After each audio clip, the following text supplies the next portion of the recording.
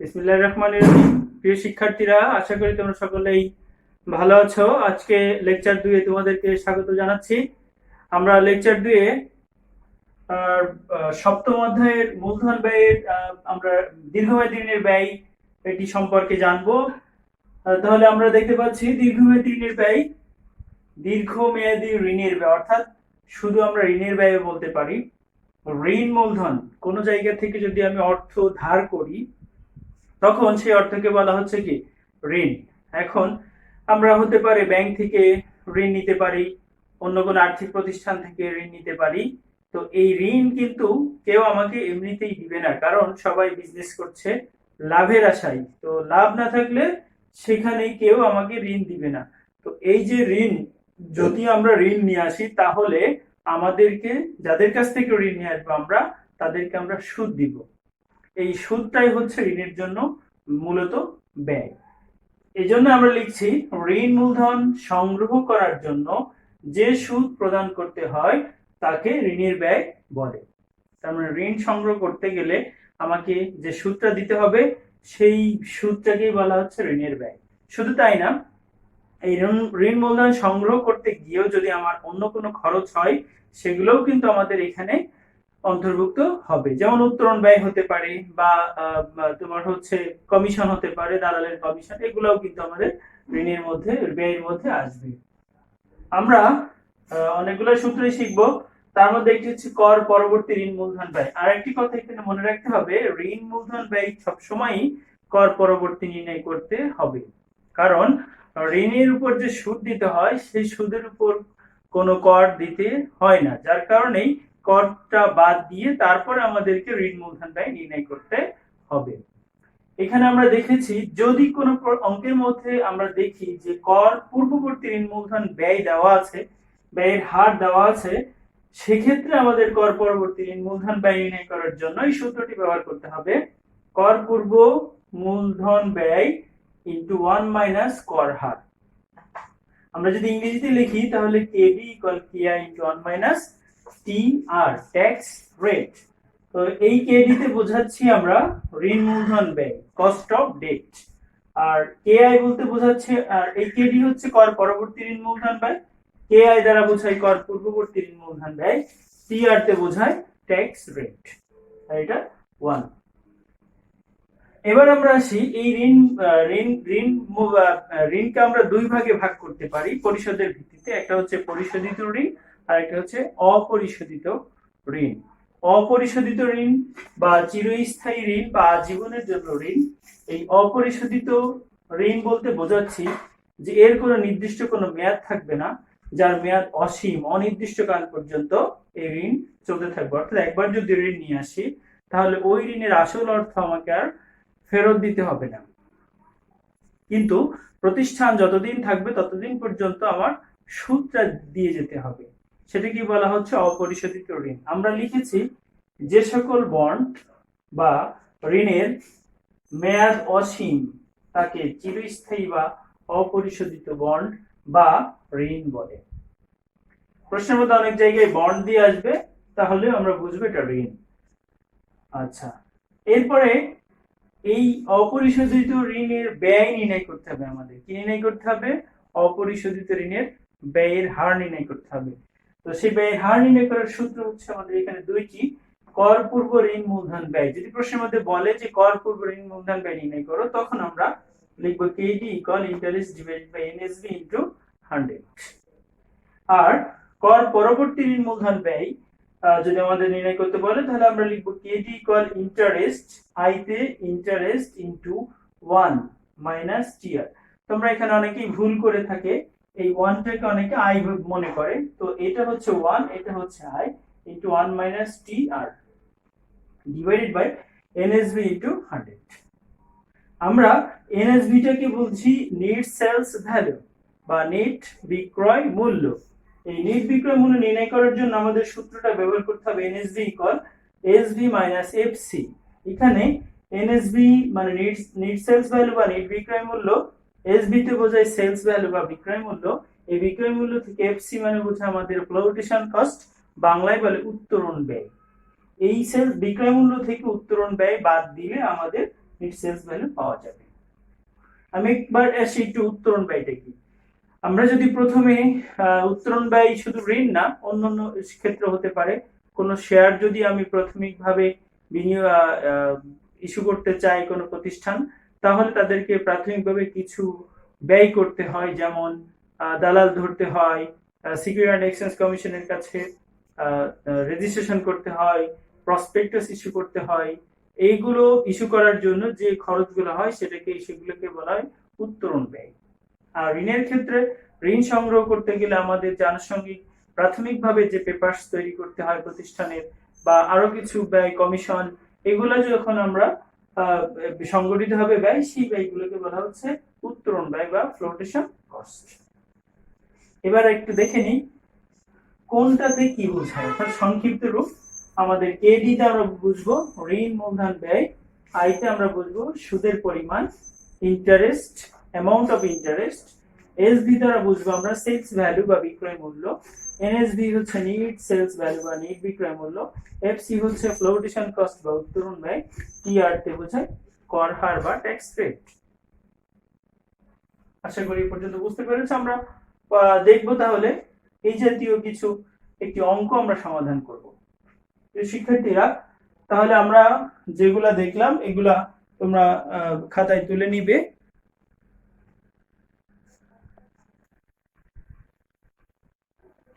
আমরা বোর্ডে একটা অঙ্ক দেখতে পাচ্ছি। বলা হচ্ছে একটি কোম্পানি 1000 টাকা লিখিত মূল্যের 10% সুদে চিরস্থায়ী বন্ড বাজারে বিক্রয় করেছে। প্রতিটি বন্ডের বিক্রয় থেকে কোম্পানি 930 টাকা পাওয়ার প্রত্যাশা করে। উত্তরণ ব্যয় 5 টাকা, কর 30%, বন্ডটির ব্যয় নির্ণয় করো। এটি ছিল আমাদের প্রশ্ন। এখন প্রশ্নে যা যা দেওয়া আছে আমরা লিখব। দেওয়া আছে বা এখানে আমাদের 1000 টাকা কি মূল্য? লিখিত মূল্য। আমরা লিখেছি লিখিত মূল্যকে আমরা ফেস ভ্যালু বলি, এফভি সমান 1000 টাকা। আমাদের বলেছে 10% সুদে, তাহলে সুদ হবে, সুদের পরিমাণ হবে এই লিখিত মূল্যের উপর 10% কাটলে 100 টাকা। আমাদের প্রশ্নে বলা আছে বিক্রয় মূল্য, এই যে বলেছে প্রতিটি বন্ডের বিক্রয় থেকে কোম্পানি 930 টাকা পাওয়ার প্রত্যাশা করে, তাহলে বিক্রয় মূল্য হবে 930 টাকা এসভি। এরপরে বলছে উত্তরণ ব্যয় 5 টাকা, তাহলে উত্তরণ ব্যয় মানে ফ্লোটেশন কস্ট, এফসি 5 টাকা। আমাদের নেট বিক্রয় মূল্য বের করতে হবে, কারণ সূত্রের মধ্যে নেট বিক্রয় মূল্য রয়েছে।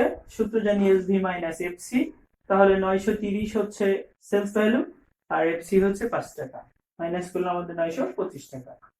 কর হার 30%, তাহলে টিআর 30% কে আমরা যদি ফ্র্যাকশন আকারে লিখি তাহলে 0.30। কর পরবর্তী বন্ডের ব্যয় নির্ণয় করতে হবে। দেখো প্রশ্নে কিন্তু বলা হয়েছে বন্ডের ব্যয় নির্ণয় করো, বলে নাই কর পরবর্তী। যদি প্রশ্নের মধ্যে ট্যাক্স রেট থাকে বা কর হার থাকে, তাহলে অবশ্যই বুঝতে হবে আমাদের ঋণের ক্ষেত্রে কর পরবর্তী ঋণের ব্যয় নির্ণয় করতে হবে। এখানে কর পরবর্তী ঋণের ব্যয় লিখলে হবে, বন্ডের ব্যয় লিখলেও হবে। তাহলে আমরা যা যা লিখতে পেরেছি সেগুলো আমরা এখন মান বসালে আমাদের উত্তর হয়ে যাবে। আয়ের মান কত? 100। 1 ট্যাক্স 0.03.30, এনএসভি হচ্ছে 925 গুণ 100। তাহলে আমরা ক্যালকুলেশন করব। 100 ব্র্যাকেট 1 মাইনাস 0.3 ব্র্যাকেট ক্লোজ সমান দিব, ভাগ দিব 925, সমান দিব, গুণ দিব 100। একবারই আমাদের অঙ্কের উত্তর চলে আসবে, সেটা হচ্ছে 7.567। আমরা দশমিকের পরে এখানে 4 ঘর রাখতে পারি, তাহলে 7.57 হবে আমাদের। এটা হবে পার্সেন্ট, যেহেতু 100 দিয়ে গুণ করেছি তাহলে আমাদের উত্তর কি হবে? পার্সেন্ট হবে। প্রিয় শিক্ষার্থীরা, আশা করি অঙ্কটি বুঝতে পেরেছো। অঙ্কটি তুলে নিতে হবে আমাদের সকলকেই। এই জাতীয় অঙ্ক আসলে আমরা আশা করি তোমরা সকলেই পারবে। যদি মনে করো এই অঙ্কটি আমি আরেকটু অন্যভাবে করতে তোমাদেরকে দেখাতে চাচ্ছি। সেটা হচ্ছে প্রশ্নের মধ্যে আমাদের কর হার নাই।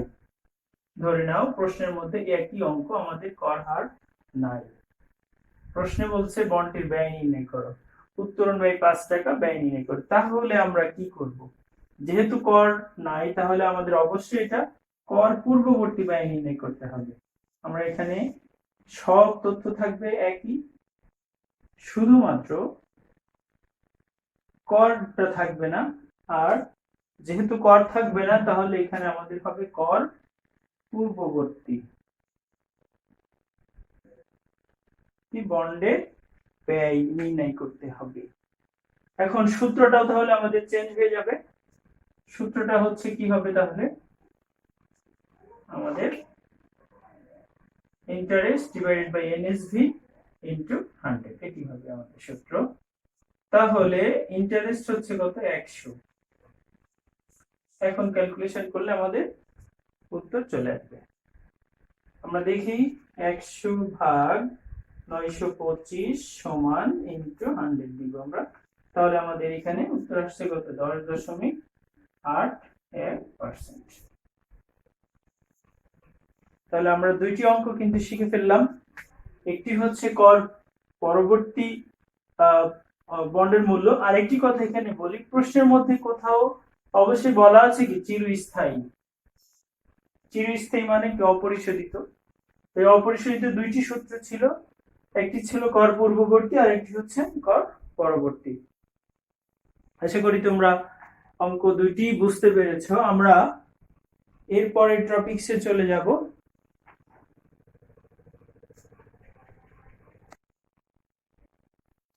বোর্ড খেয়াল করো তোমরা, পরিশোধিত বন্ড। যে সকল বন্ড বা ঋণপত্র একটি নির্দিষ্ট মেয়াদ পর পরিশোধ করা হয় সেই সকল বন্ডকে পরিশোধিত বন্ড বলে। তার মানে বন্ড বলতে এখানে আমরা ঋণও বলতে পারি, বন্ড বা ঋণ। বন্ডের পরিবর্তে আমরা ঋণও বলতে পারি। তাহলে পরিশোধিত ঋণ বা পরিশোধিত বন্ড, সেগুলা সাধারণত কি হয়? এর একটা নির্দিষ্ট মেয়াদ থাকে, 5 বছর, 3 বছর, 10 বছর, 15 বছর, 20 বছর, এভাবে একটা নির্দিষ্ট মেয়াদ থাকে। অর্থাৎ আমি যদি কোথাও থেকে ঋণ নিয়ে আসি বা কোনো বন্ড যদি আমি ক্রয় করি, সেক্ষেত্রে আমাদের কোম্পানি নির্ধারণ করে দিবে যে 5 বছর পরে এই বন্ডটি ফেরত নেওয়া হবে। তার মানে কোম্পানি আমার কাছ থেকে বন্ড ফেরত নিবে, আমি টাকা ফেরত নিব, অথবা আমি ঋণের টাকা পরিশোধ করে দিব। এই হচ্ছে আমাদের কি পরিশোধিত বন্ড। এই পরিশোধিত বন্ডের ব্যয় আছে। এই পরিশোধিত বন্ডের ব্যয় নির্ণয় করার সূত্র হচ্ছে কি? KD equal interest into 1 minus tax rate plus MV minus NSB divided by N whole divided by MV plus NSB divided by 2 into 100। এখানে আই দ্বারা বোঝাচ্ছি সুদের পরিমাণ, এমভি মানে হচ্ছে ম্যাচিউরিটি ভ্যালু, পরিশোধিত মূল্য, এনএসভি নেট বিক্রয় মূল্য, এন ইকুয়াল মেয়াদ বা বছর, টিআর হচ্ছে কর হার। আমি একটু তোমাদেরকে যেটা একটু বলতে চাই সেটা হচ্ছে ইম্পর্টেন্ট বিষয়। তোমরা এমভি আর এফভি অনেকেই সেম ভাবে এখানে ক্লিয়ার করতে চাই। এফভি মানে হচ্ছে কি লিখিত মূল্য, এফভি মানে লিখিত মূল্য বা ফেস ভ্যালু বা বহির্মূল্য, মানে কোম্পানি যে রেট যে মূল্য নির্ধারণ করে দিয়েছে সেটা হচ্ছে কি লিখিত মূল্য, অভিহিত মূল্য, বহির্মূল্য। আর এখন মনে করো একটি বন্ডের জন্য কোম্পানি নির্ধারণ করে দিয়েছে কত? 1000 টাকা।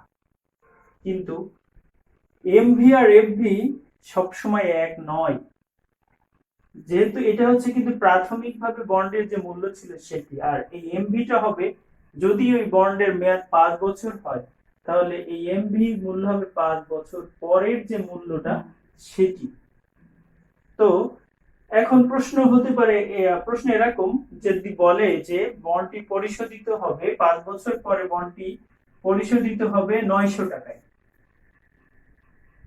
900 টাকায়, সেক্ষেত্রে কিন্তু আমার লিখিত মূল্য 1000 টাকা আর পরিশোধিত মূল্য 900 টাকা, তাহলে কিন্তু লিখিত মূল্য আর আমার পরিশোধিত মূল্য এক নয়। তবে কথাটা হচ্ছে এরকম, কোন অঙ্কের মধ্যে যদি আমাদের এই পরিশোধিত মূল্য বলা না থাকে, পরিশোধিত মূল্য কিছু বলা নাই, সেক্ষেত্রে লিখিত মূল্য যা হবে ঠিক ম্যাচুরিটি ভ্যালু বা পরিশোধিত মূল্য তাই হবে। কেন? যেহেতু আমাদের পরিশোধিত মূল্যের কথা বলা নাই, কিন্তু এটা পরিশোধিত বন্ড, তাহলে নির্দিষ্ট মেয়াদ শেষে অর্থাৎ 5 বছর শেষে বন্ডটি আমার 1000 টাকায় আমি ফেরত পাবো এই বন্ড থেকে। সেক্ষেত্রে আমার 1000 টাকা হবে এমভি। তাহলে আমরা দুটো কিন্তু ভিন্ন জিনিস, যেটা খেয়াল রাখতে হবে, আমরা দুইটাকে এক বলতে পারবো না। প্রিয় শিক্ষার্থীরা, আশা করি এটা এতটুকু বুঝতে পেরেছো। তাহলে আমি আবার বলছি, ম্যাচুরিটি ভ্যালু এবং লিখিত মূল্য বা ফেস ভ্যালু দুটো কিন্তু ভিন্ন জিনিস। আমরা এ সংক্রান্ত একটি অঙ্ক দেখব।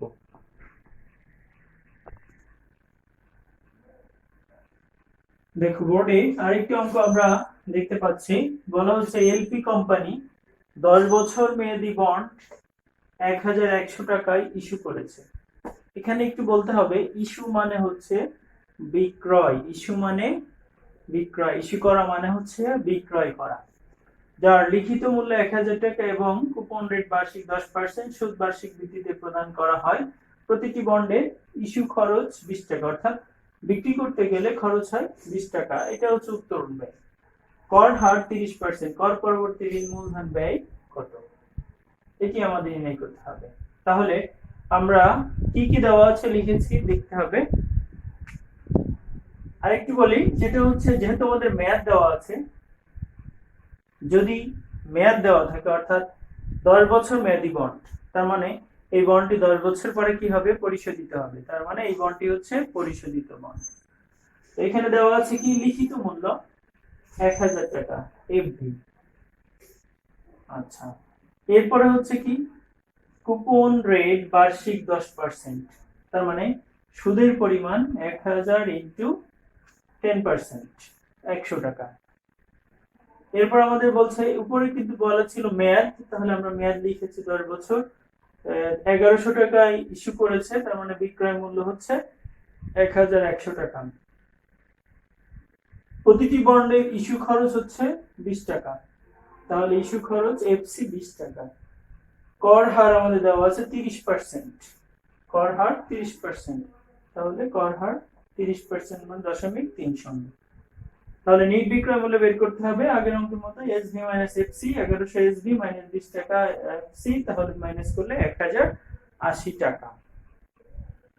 এখানে দেখো এই অঙ্কের মধ্যে আমাদের ম্যাচুরিটি ভ্যালু বা পরিশোধিত মূল্যের কথা বলা নাই। তাহলে বলেছিলাম পরিশোধিত মূল্যের কথা বলা না থাকলে ফেস ভ্যালুটাই পরিশোধিত মূল্য আমাদের, কিন্তু আমরা আবার লিখবো তাহলে পরিশোধিত মূল্য,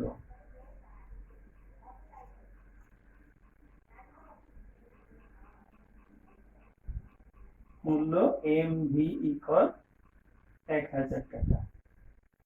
যেহেতু এটা আলাদা করে বলা নাই, তাহলে ফেস ভ্যালুটাই হবে পরিশোধিত মূল্য। এখন আমরা কি বের করতে বলেছে আমাদের? কেবি ইকুয়াল কত? তাহলে আমরা মান বসাবো। ইন্টারেস্ট আমরা জানি 100 into 1 minus tax rate 3.30 plus MV 1000, NSV আমরা বের করেছি 1080 টাকা, এন হচ্ছে 10 ভাগ 10 ভাগ 2, সূত্রে 2 আছে, 2 গুণ 100।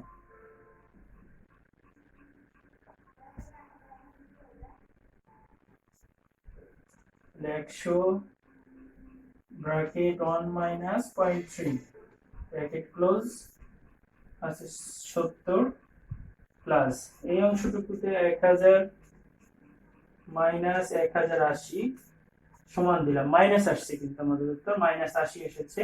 এটা কি ভাগ দিব 110 দ্বারা, তাহলে আমাদের এখানে এই অংশটুকুতে আসে -8।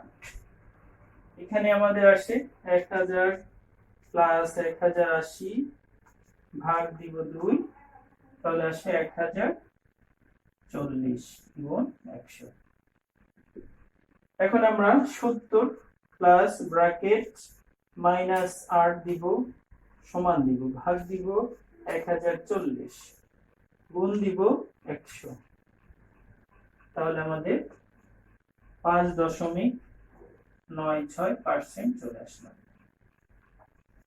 তার মানে এখানে যদি এই ভাবে আমরা ঋণ মূলধন সংগ্রহ করতে চাই, তাহলে আমাদের কর বাদ দেওয়ার পরে আমাদের ব্যয় হবে কত? 5.96%। এটি হচ্ছে আমাদের ঋণ মূলধন ব্যয় বা বন্ডের ব্যয় নির্ণয় করার পদ্ধতি। তাহলে আমরা আজকে কি শিখতে পেলাম? আমরা শিখতে পেলাম ঋণ মূলধন কি, ঋণ মূলধন কয় ধরনের হতে পারে, পরিশোধিত মূলধন, অপরিশোধিত মূলধন, এই পরিশোধিত মূলধন কি, অপরিশোধিত মূলধন কি, এই গুলার ব্যয় কিভাবে নির্ণয় করতে হয়, আমরা এগুলা দেখতে পেলাম। প্রিয় শিক্ষার্থীরা, তাহলে এগুলো আরো ভালো করে আয়ত্ত করতে হবে আমাদের। আমরা পরবর্তী ক্লাসে আরো নতুন কিছু নিয়ে হাজির হব। ততক্ষণে তোমরা সকলে ভালো থাকো, সুস্থ থাকো, পড়ার মধ্যে থাকো এবং নিরাপদে থাকো। আল্লাহ হাফেজ।